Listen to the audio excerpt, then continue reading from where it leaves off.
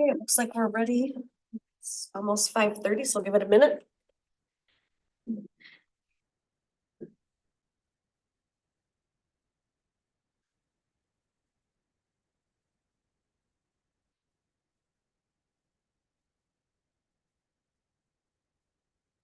Right, it is 5:30 PM and I'm going to call to order the first Human Services Commission meeting of 2025. Very excited. Today is Thursday, February 6th.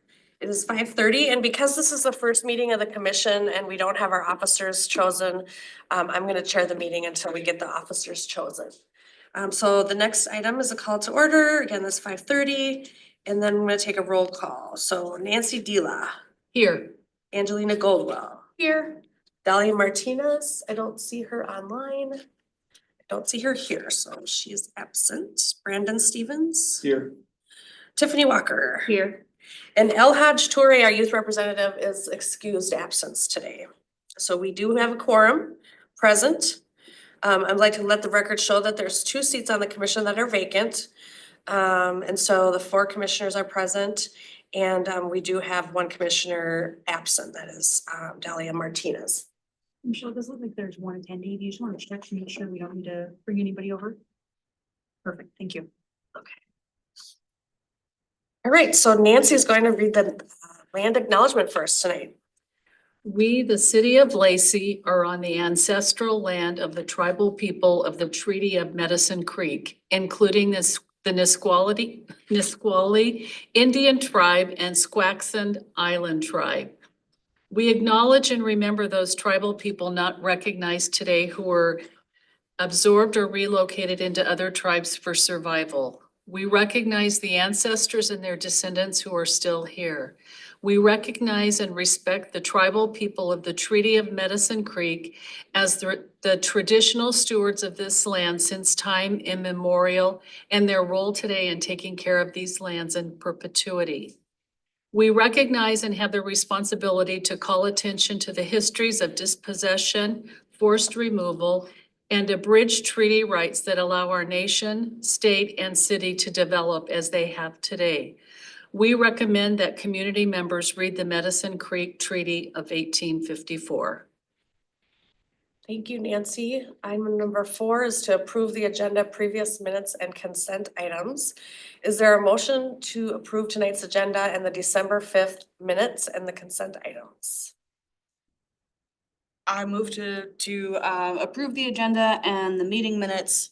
And what was the last thing, the consent items? Yes. Yes, I move to approve all of those things. I'll second that. Okay, we have a motion and a second. All in favor, please say aye. Aye. Anybody opposed? So the agenda and the minutes are adopted and approved. We'll now proceed to public comment. Comments are made by members of the public and theirs alone and are not endorsed by the city of Lacey. We did not have anybody pre-register online, and I do not see anybody here in the room for public comment. So that public comment period will be closed. Item number 6, we're gonna move on to business items. The next item is rules of procedure and terms of office. In your packet, you would have had a copy of the draft Human Services Commission Rules of Procedure. Does anybody have any feedback they would like to give on the rules of procedure? I have one question. Okay. I'm opening it. Oh, wait. I already downloaded it. Do we really require 100% agreement with the last thing? The rules of procedure may be amended at a meeting by the commission by a majority, that one's a majority vote. There's one in here that requires 100%. Did I not get it right?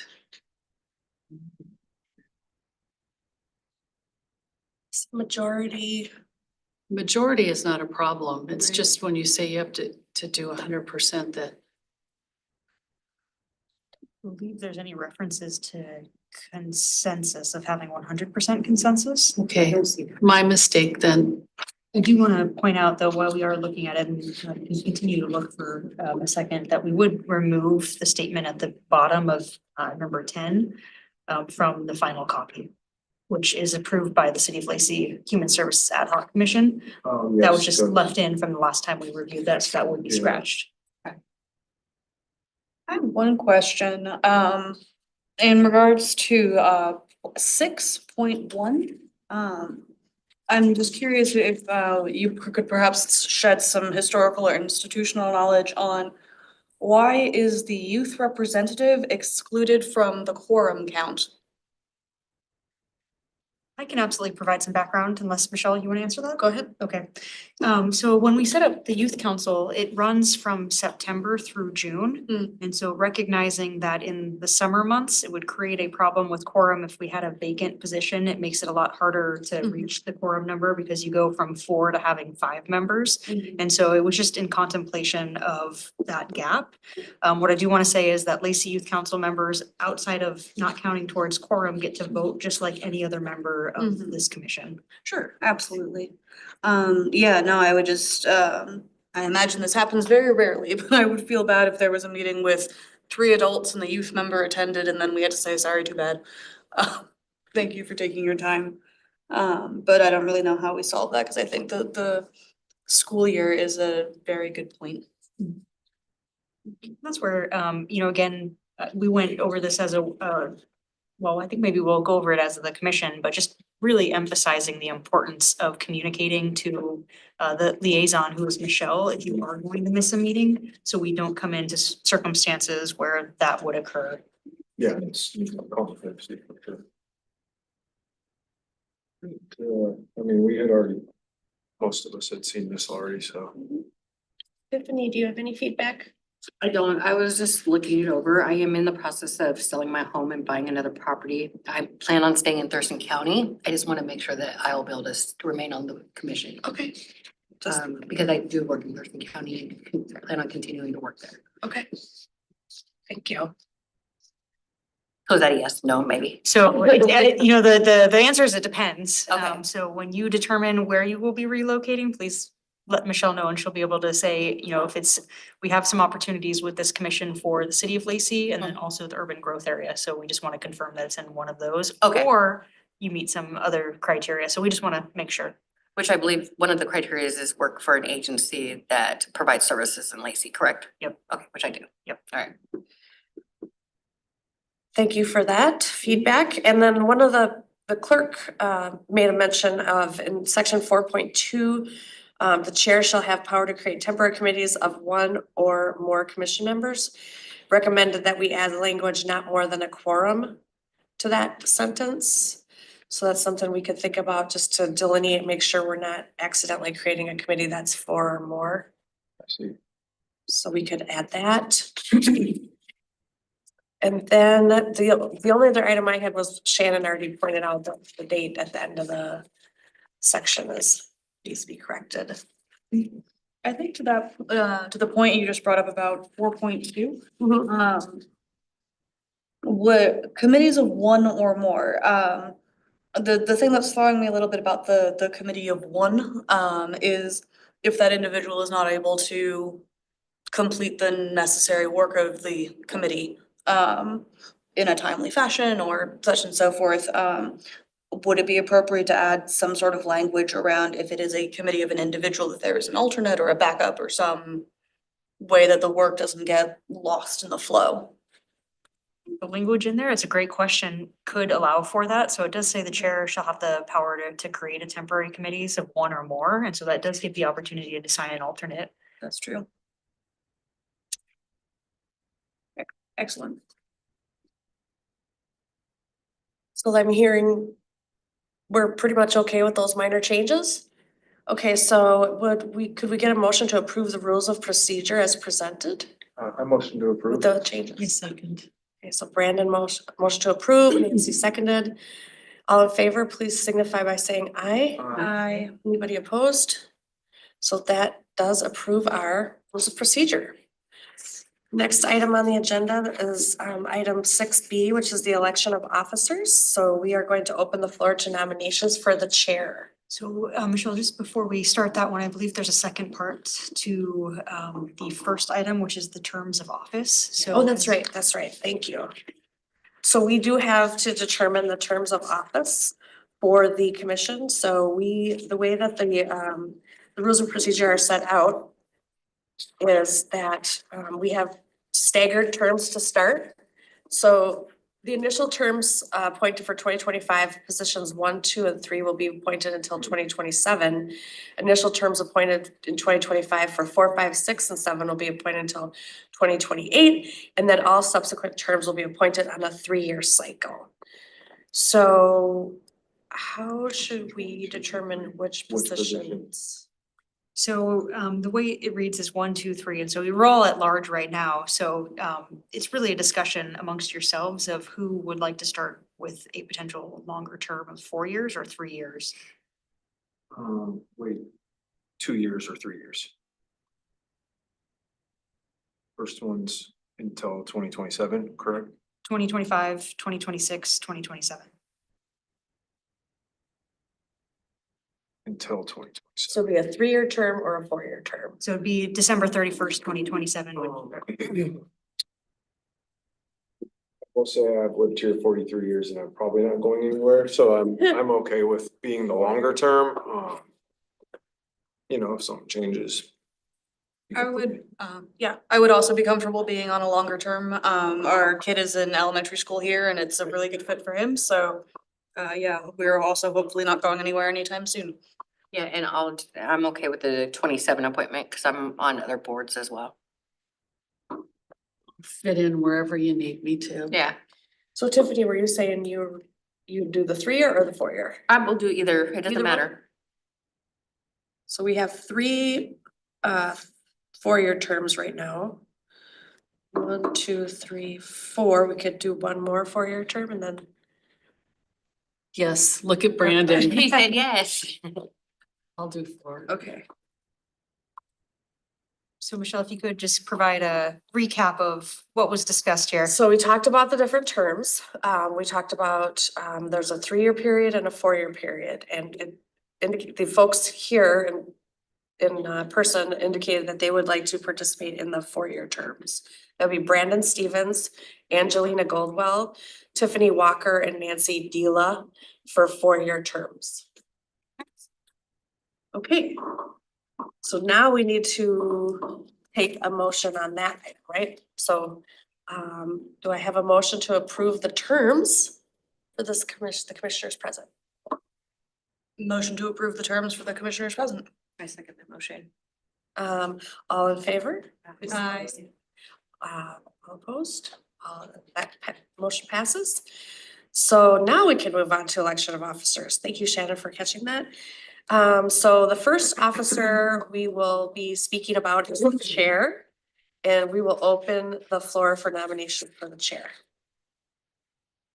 I nominate Brandon. I second that nomination. I would agree. You did an amazing job. Thank you. Does the nominee consent to the nomination? Yeah, Okay, absolutely. all right.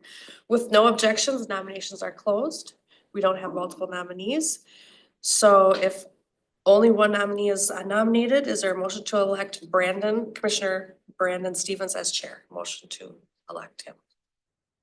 Motion to elect Commissioner Brandon Stevens as chair. Okay, I do second we that have a motion. second? I third it. Okay. I'll say aye. And so we have unanimous consent then? Okay, thanks. And so then I will move over to the chair to run the rest of the meeting. Thank you. You get it back. Here, you have a Let me like script. this. Yeah, no, I got it right here. Thank Okay, you. good. We want to hear your acceptance speech first. Thank you, guys. So the next item is the vice chair. Yeah, so great. All right, well, thanks, everybody. I'm happy to be here and back. Thanks for the nomination. That really means a lot. And I mostly just, not to really give a speech, but you guys are the people that know more. And so it's nice that I get to soak that all in and kind of delegate. It's really cool. Thank you. But we do need to nominate a vice chair. And I'm gonna open the floor for nominations right now. Does anybody want to make a nomination? I don't know, Nancy, you wanna rock, paper, scissors? I'm fine to not do it. You want it? Tiffany sound, you also made a face, so I guess, Uh, sure. All right, I nominate Angelina to be our vice chair.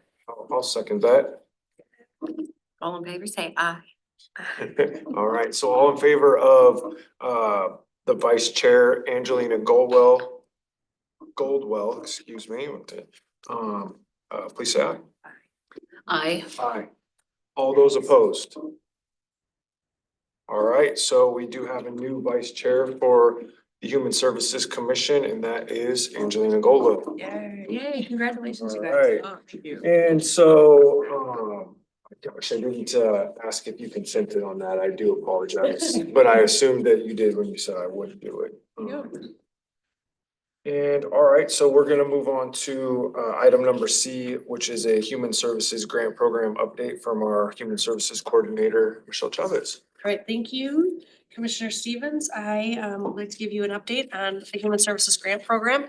In your packet, you had just a summary report about kind of where we're at and all the different times we've talked about the grant program. Just to give you a little background, we had that initial $300,000 in 2024. As of January 31st, 10 of the 11 agencies were either under contract or nearing fully executed contracts. They've already begun submitting invoices for their expenditures on their contracts. So as part of the 2025 budget, council has again allocated $300,000 to keep up this reliable, comprehensive and accessible human services grant program. Great. So we will be looking forward to having the commissioners participate in the evaluation of applications and rubrics and all the things that we worked on together in 2024. We, for right now, have the same priorities: housing, survival and security. We may look for tweaking those as we do finish our needs assessment, which is underway. We talked about a couple different times, October 3rd, October 8th, and November 7th, about tweaking the policy to be more inclusive and to have more agencies get funding. And so both yourself as a work group and then the council recommended that we make some minor tweaks to the program policy. And the two areas we were looking at were in particular a maximum grant award for both capital and public service. We did not have that cap last time. And then to limit the number of applications, so one application per agency. And so we talked about this again, and the work group gave feedback that said that they would like to keep kind of the capital application cap at 50,000, and then that public service non-capital somewhere between 30 and 50. I'm recommending that we cap the public service applications at 35,000 and that we keep the cap for capital projects at 50,000. And then I would like to allow for one application per agency. So in your packet, attached to the staff report was the draft policy going forward for 2025. And that included those two minor tweaks, the $35,000 cap and then one application per agency. Any discussion on the human services policy? Is the reason why you were recommending that the cap change to 35,000 for that because we left some money on the table? There was a lot of discussion about what would be a reasonable cap. And what we ended up funding this year was pretty much 100%. If it was like they asked for a small amount, we gave them 100% if they scored in the rubric, and then everybody else got around 33. So I thought 35, we would be able to fund the same amount of agencies or more. Okay. Just wanted to make sure it wasn't that we left money on the table. No, we did not. Okay, good. Actually, it was like $1. I think it was $299,997 or something like that. That's amazing. Yeah. Okay. Very close to the 300,000. So any more discussion about the grant policy for the grant program? I think those are really positive changes. I do too. Good. So what we would like to see is that the group makes a motion to recommend the updated grant program policy to the Lacey City Council. Okay, group, do we have a motion to approve the updated Human Services Grant Program policy for non-capital applications? So maybe if I could just rephrase that Sure. slightly. A motion to update the Human Services Grant Program, so a motion to recommend the updated Human Services Grant Program to the Lacey City Council. And they approve it, right? Correct, and that would be reflective of both non-capital and capital, so all Okay, of the so it changes. doesn't have to be, we don't have to do both. Nope, Or I can just nope, do that you're all. just saying, hey, we've gone through, we've edited the policies, that Michelle just went over, and now we're recommending that that draft policy be taken to the city council. So do we have a motion to approve that, Recommend. recommend that to the city council? Anybody? Do I so move. we have a second? I'll second it. Okay, we have a motion to approve and a second. All those in favor, please say aye. Aye. All those opposed? Okay, well, that will pass and we will recommend that to the Lacey City Council. Excellent, thank you. Can I ask a Nancy? question? My hand's up. I'm trying to do it right. Were we gonna also do a little bit of work on the application or The rubric. the rubric? Mhm. Okay, so that is to come in the Yes. future, okay. Yeah. That is- Because there are some areas that I think we could improve. Workshop on that. Yes, we will discuss that at a future meeting. Okay, That was my question. Workshop that one out pretty extensively, because I'm sure there'll be quite a bit of discussion on that one. Okay. Is that it for the human services grant update? That is it for that update. Okay. And then, so that takes us to item B, the Lacey Veterans Services Hub update. Again, back to Human Services Coordinator Michelle Chavez. Thank you, Chair. I will share the screen here.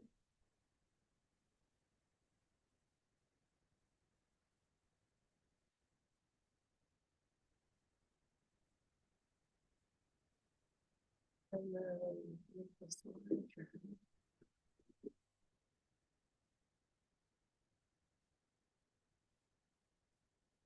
Go back. So I just wanted to give you all an update. You're all aware we have a Veteran Services Hub here at Lacey. And I'm gonna give you a brief update on kind of what's happening at the hub and some operations changes we've been doing and oversight that we've updated for the city. So as you know, the Lacey Hub is a one-stop shop for services for veterans, active duty members and their families. It brings together various veteran services groups all in one place to make it easy to provide services and share information between different agencies so that they can help constituents, veteran constituents, not have to go to multiple agencies. Give a little bit of background on how we got to this wonderful place where we are with the Veterans Hub being such a wonderful resource for our community. Here's one of our many ribbon cuttings as we've grown over the years. So the actual Vets Hub started as actually a mobile hub in the parking lot of City Hall, which is really fascinating. So you see a picture here. We partnered with the Department of Veterans Affairs, the Tacoma Vet Center, to offer mobile services in our parking lot because folks were finding we have a lot of veterans in this community and they didn't want to have to go so far to like Tacoma and different places. So creating a local place for veterans to get services. Then in phase 2 in 2014, we leased 1,200 square feet of nearby office space for counseling and support. Lots of partners there too, federal, Tacoma and Federal Way, Vet Center, Thurston County Veterans Assistance Fund, so that was in October of 2014. Then in phase 3, we had in 2021, where how many of you have been to the Vet Hub? Come on over and get a tour. We want you to come. It's open every day, 8 to 4. We should do a commission tour. That would be great. We can host a meeting. Yep, there. we could host a meeting there. Yeah, because if we all get together, then we'll have a quorum, so. Yep, be careful. we'll post it. Veterans Hub is amazing. And we go there on a weekly basis as well, provide Family services there. support services Yes, that we we do. talk every Thursday, Yes, 10 to ma'am. 12. And our coordinated entry team goes there as well to help Sweet. clients that are homeless. So this picture here, you can tell it's post-pandemic, but everybody's still masked up, but this is when they reopened in their current space with the remodeled reception area. They have a beautiful community room, they have private offices, a resource room, there's a computer lab, a free computer lab, and an employee break room. Phase 4 is just underway. We have a $500,000 congressional appropriation to do accessibility improvements. So we are under planning and design is underway. We've completed the environmental review and this new phase includes a lift elevator. That is not the elevator that we're gonna purchase, but I just wanted to show an example of what a lift elevator looks like in an internal non-residential facility. We're gonna restripe hopefully our outdoor parking, get better signage, and then, depending on how much of the budget we have left, improve the automatic doors on the inside and purchase automated restroom features. So we're hoping to go to bid in 2025 on that elevator project.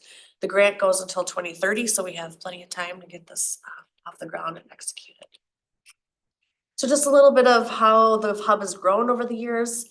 Snapshot of 2016, we had 5 programs and 20 partners. Now we have 9 programs and 156 partners. So Amazing. that work has really exploded over the years as we've become more and more, people have become more aware of what we're doing. This information is from the State Department of Veteran Affairs, Washington State Department of Veteran Affairs. It just kind of gives an overview snapshot. We have over 30,000 vets in Thurston County. It's a very large percentage of the state total. We have a higher percentage of our vets receiving benefits. So I would like to hope that's attributed to some of the work that we've put in, getting people there to provide services for them to get their benefits. Absolutely. The state average is 30%, and our vets are getting about $2,000 per claim, and compared to the state average was $1,700.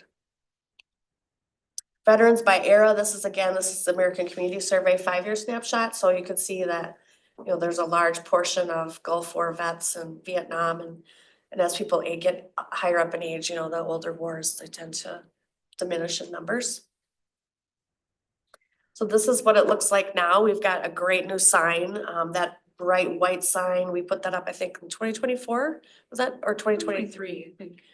And so there's this vet center at the top, but then there's the nice bright, that's lit, and it's on this side, and then it's over here on this side as well, when you're coming down 6th.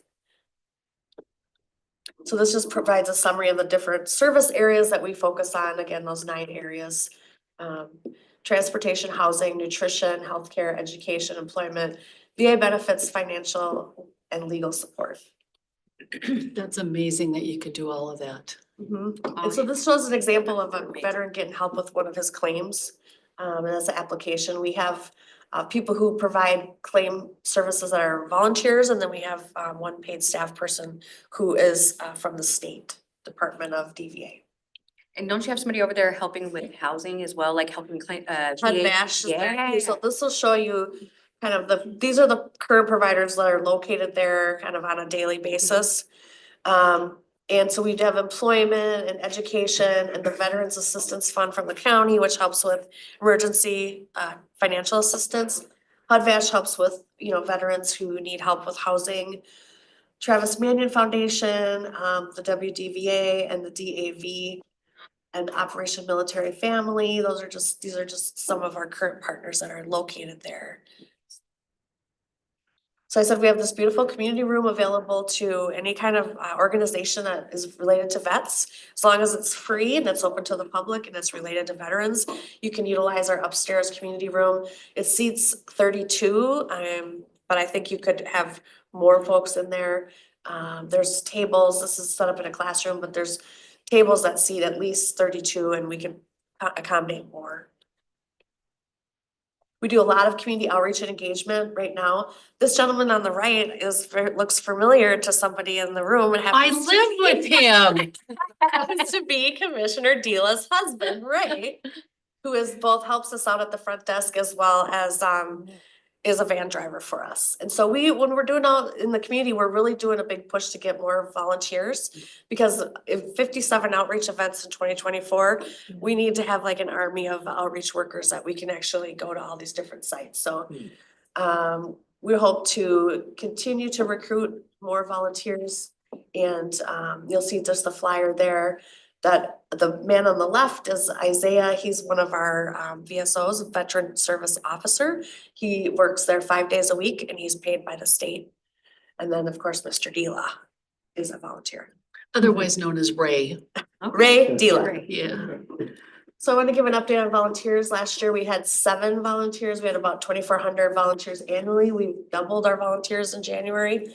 We have 15 volunteers currently, and this is some of our returning volunteers, Sonia and Emma. Emma is a service dog, and she's there 3 days a week with her owner. So if we keep up this rate of volunteers, we could potentially have 3,200 volunteer hours in 2025. So what do the volunteers do? They provide free van shuttles to service door to door for medical appointments. So a lot of trips to American Lake, if you're familiar with that, the VA up there. And then we also provide any local trips, Thurston County, we take veterans to their medical appointments. The front desk coverage, we have available shifts, short shifts or longer shifts. We're very flexible. And then the community outreach is really helping us with getting out to all these community events and telling people about the hub, getting them to come to the hub and giving out brochures and resources to them. This is a snapshot over the last 3 years. I don't have the 2024 numbers yet, but you can see it's over 10,000, 17,000, 16,000 appointments per year. And VA benefits is the top, where you have it could be counseling, housing assistance, finance, all these different areas where people come in, they fill out a form and it says what they're there for, and then we can take that data and look and see what are the different areas they're getting services for. This is a snapshot of where the people come from all over the county. So this is kind of a heat map, majority of the folks come from Thurston County. But we do have folks coming from Tumwater, Yelm, Olympia, all the different communities. So the changes of management operations for 2025, we previously managed it by contract. Starting on January 2nd, the city and Thurston County is taking kind of joint collaborative work of overseeing the day-to-day operations. This kind of management model is probably gonna be 3 months or so until we can hire a permanent coordinator, and that person would be a Lacey employee. So if you know folks, they'll have veterans background and like to do human services, we're gonna be hiring that. And position. it's a full-time position, right? Okay. So we currently oversee the daily needs from the providers and the clients. We do volunteer recruitment, training, retention, and recognition. We're gonna have an upcoming recognition for 2 of our longest drivers this February 18th at the city council. They're gonna get an award. They've been driving vets to their medical appointments since 2017. Put in thousands and thousands and thousands of miles on the vans that we have, 2 vans. Using the community room, we're helping to manage that. Right now, it's available 8 to 4, Monday through Friday. And free transportation, like I said, we provide all of that. So we're overseeing all the rides and coordinating that.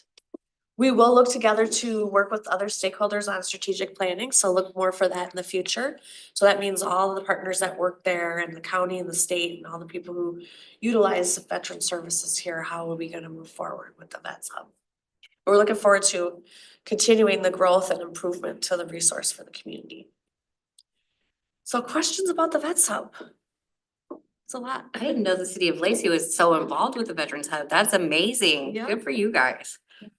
Just wanna, direct that to the Lacey City Council. They really had, this great vision dating back to 2014 to really connect with the area veterans and get them services. And so that's been something we've been continuing to build off every year. And like Michelle mentioned, we're looking to continue to build off in the future. And she said, hey, we're gonna be strategically planning, thinking about the future. And so this group is gonna be involved in that. And so Yes. we look forward to bringing it back for future conversations, and there may be opportunities to have future conversations with this group as well as our county advisory board. So maybe a joint meeting in the future. So we wanted to give you kind of a general update and understanding of what it was. And let me just add to what you said. In my interview, the first day I came in, it was the deputy mayor that was there. And he found out Ray was a vet, and he really encouraged me to get him to go down to the vet center. That's how that happened. So I mean, he's invested in helping to recruit for down there, right? So It's really good. Yeah, That makes my no, heart. I definitely thank you for the brief overview of that. I know how important the veterans are to our community, and the Yeah. city of Lacey and the city council do a lot for our veterans here and how important they are. So it's really nice to see. I know there's probably so much more that's not in a PowerPoint presentation. I'm excited to go over there and learn personally. I would like to have a meeting over there. I think it'd be good. It's a great idea. We'll get that on the calendar. Roadshow, Yeah, the Human Services Commission on the road. watch out. So that concludes my presentation on the Vets Hub, All right. and Did we have anybody else have any concerns, questions, or comments? I don't think anybody else came online, so. Anybody else? So, thank you.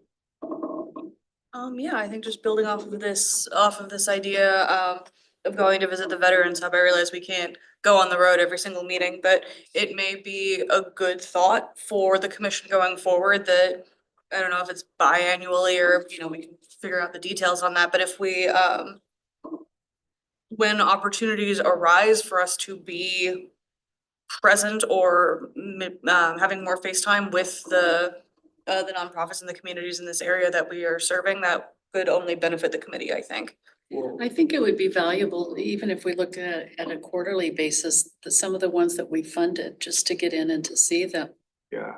It'll be, I it'll be, use that I was carefully. gonna say that because this is a new commission now, before we didn't have any chance to kind of, make our own roadmap or, traditions or whatever those might be. So it would be kind of fun to sculpt that as we go along and maybe make some annual or quarterly visits to places or organizations, see some of the grants that have been, worked on out in the, some of the capital improvements or whatever it might be. I think those are really great things for us to think, and we can come back and present some ideas. I do wanna also just stress, we wanna walk the balance too of having, Sure. transparency and accessibility. So, with the Lacey Veteran Services Hub, it's our facility, so it's very easy for us to be able to coordinate and host the meeting in the meeting space. And that may not be the same necessarily, for every nonprofit provider out there, but we can certainly contemplate what that could look like in the future. I think Yeah. it's a great Or maybe idea. just, even if it's them coming to us and, following up. Like with success stories or something? Yeah, Yeah. yeah. All right, any other questions, comments, concerns? Great, all right, so that will end the first Human Services Commission meeting and of 2025, February 6th, and it will end today at 6:06 PM.